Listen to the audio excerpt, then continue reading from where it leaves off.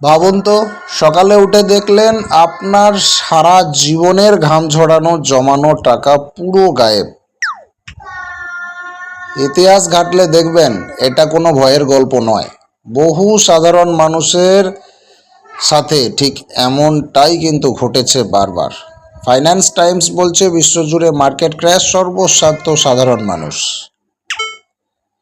মাত্র একটা ভুল সিদ্ধান্ত আর চোখের সামনে তাসের ঘরের মতো ভেঙে পড়ে সমস্ত স্বপ্ন। কিন্তু আশ্চর্যের বিষয় হলো 99% মানুষ ইনভেস্ট করতে গিয়ে বারবার এই ভুলগুলোই করে থাকে। অথচ বড় বড় ইনভেস্টরদের দিকে তাকান, মার্কেট ধসে গেলেও তাদের টাকা কখনো জিরো হয় না। কেন জানেন? এই বিষয়টা বোঝার জন্য রামবাবুর গল্পটা শোনা খুব জরুরি। লোকটা বড্ড লোভী ছিল। রামবাবু বড্ড লোভী ছিল। সে তার জীবনের জমানো সব টাকা এমন একটা স্টকে ঢাললো যেটা নাকি 1 মাসে ডাবল রিটার্ন দেবে। প্রথম কয়েকদিন তো রকেটের মতো দাম বাড়লো। রামবাবু ভাবলো সে তো এবার মুকেশ আম্বানি হয়ে যাবে। কিন্তু সে ঘুণাক্ষরেও জানতো না এটা ছিল একটা ফাঁদ। বড় মাছেরা ঠিক তখনই তাদের আসল খেলা শুরু করলো। মার্কেট যখন পড়লো, শেয়ারের দাম এমনভাবে ধসে গেল যে বেচার সুযোগটুকুও জুটলো না রামবাবুর। রামবাবু এখন রাস্তায় বসার জোগাড়, কারণ তার সব টাকা ওই একটা কোম্পানিতেই ঢালা ছিল। এবার রামবাবুর ভাই শ্যামকে দেখুন, একই মার্কেট ক্র্যাশে সে কিন্তু দিব্যি শান্তিতে ঘুমোচ্ছে।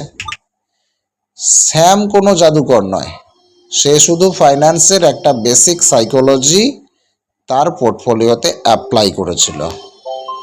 স্টক মার্কেটের ঈশ্বর খোদ এই কথাটা বলে গেছেন, সব ডিম কখনো একটা ঝুড়িতে রেখো না। আর এটাই হলো স্যামের ব্রহ্মাস্ত্র। লজিকটা খুব পাতি। আপনার কাছে 10টা ডিম আছে, সব যদি এক ঝুড়িতে থাকে আর সেটা হাত থেকে পড়ে যায়, কি হবে? ঠিক ধরেছেন, সব অমলেট হয়ে যাবে। ইনভেস্টিংয়ের দুনিয়াতেও আপনার কষ্টার্জিত টাকাই হলো ওই ডিম। পড়াশোনার ভাষায় একে বলে ডাইভার্সিফিকেশন। সোজা বাংলায় টাকাকে বিভিন্ন জায়গায় বুদ্ধি করে ছড়িয়ে দেওয়া। স্মার্ট ইনভেস্টররা কখনোই সব টাকা শুধু শেয়ারে বা শুধু এফডিতে ফেলে রাখে না। শেয়ারে 50%, ফিক্সড ডিপোজিটে 30%, সোনাতে 20%, এই ধরনের আদর্শ পোর্টফোলিও তারা তৈরি করে। কারণ মার্কেট সাইকেল একটা অদ্ভুত জিনিস। খেয়াল করে দেখবেন, শেয়ার বাজার যখন কাঁদে, সোনা তখন হাসে। মানে একদিকে আপনার যে টাকাটা লস হচ্ছে, অন্যদিকে প্রফিট এসে সেটাকে দারুণভাবে একটা ব্যালেন্স করে দেয়। এর ফলে মার্কেট যতই ক্র্যাশ করুক, আপনার রাতের ঘুম কখনো নষ্ট হবে না। বড় বড় মিউচুয়াল ফান্ড ম্যানেজাররাও ঠিক এই কাজটাই করেন। মার্কেট বুঝে এক জায়গা থেকে টাকা তুলে অন্য জায়গায় ঘোরান। তবে শুধু শেয়ার আর সোনায় টাকা রাখলেই হবে না, এর ভেতরেও কিছু অ্যাডভান্সড লেভেল আছে।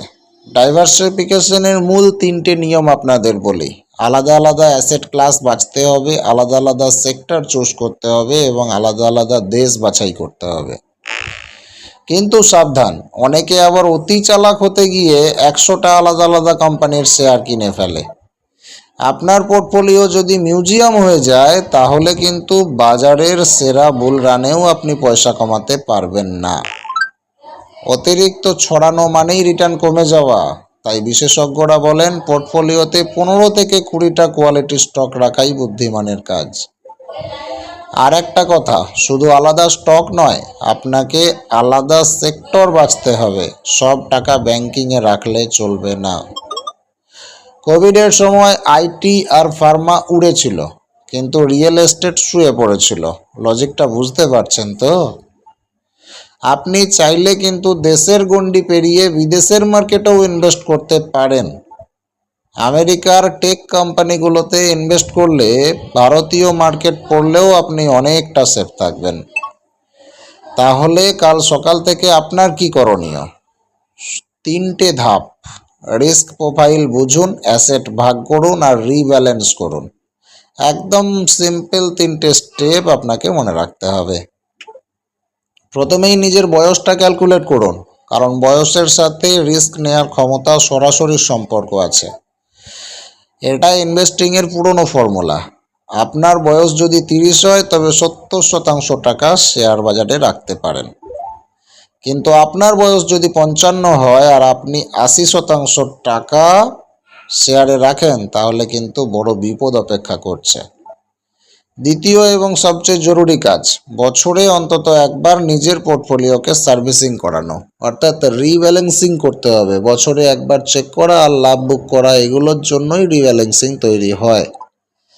টেলিগ্রাম গ্রুপের টিপস পেয়ে বা বন্ধুর কথা শুনে অন্ধের মতো টাকা কখনোই ঢালবেন না, কারণ টিপস দিয়ে হয়তো দুদিন 2 পয়সা আসবে, কিন্তু লং টার্মে আপনার পুরো ফাইন্যান্সিয়াল সিস্টেম ক্র্যাশ করে যাবে।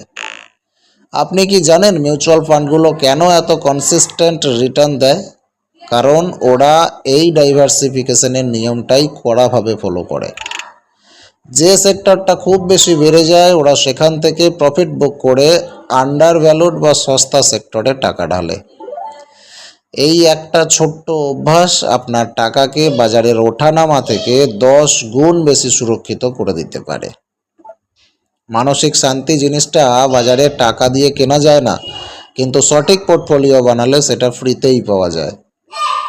তাই আজকের পর থেকে এই মন্ত্র মাথায় গেঁথে নিন, ক্যাপিটাল বাঁচলেই কম্পাউন্ডিংয়ের খেলা শুরু হবে। শেয়ার বাজার কোনো টি20 ম্যাচ নয়, এটা হলো টেস্ট ক্রিকেট। এখানে পিচে টিকে থাকাটাই আসল জয়।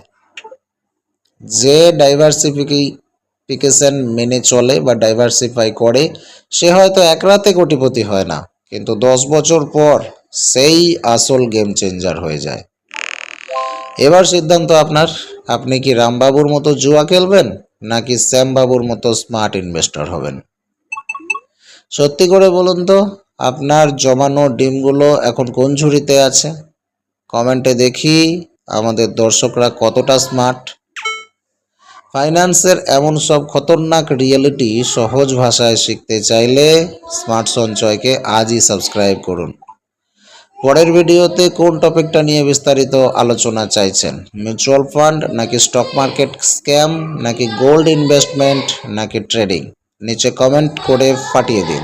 দেখা হচ্ছে পরের ভিডিওতে।